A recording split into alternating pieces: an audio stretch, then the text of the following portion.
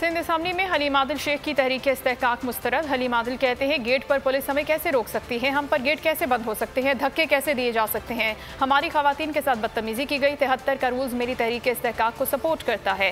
सिंध के सूबाई वजीर मुकेश कुमार चावला का रद्द-ए-अमल, कहा ये अपनी फौज और गन मैन के साथ असेंबली में घूम रहे थे, पुलिस वालों को लाते मारते रहे। आपका ये किरदार दुनिया ने देखा। असेंबली में चारपाई लाई गई, इनके खिलाफ तहरीक इस्तेहकाक बनती है।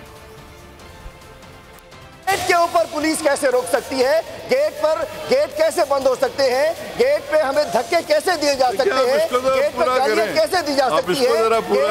आप हैं इस असेंबली के, हमें असेंबली में एमपीएस को सिर्फ गुनाह हमारा क्या, इस रूल्स के तहत असेंबली की जो बेहरमती हुई है, अगर आप इंसाफ करेंगे, ये आइन भी कहता है, ये रूल्स भी कहते हैं, हमारी खवातीन जब बदतमीजी की, उन्हें थप्पड़ मारे, उन्हें गालियां दी। रूल 73 का डी और रूल 73 का एफ पढ़ लीजिए, ये मैंने अलग अलग पढ़ के बताए आपको।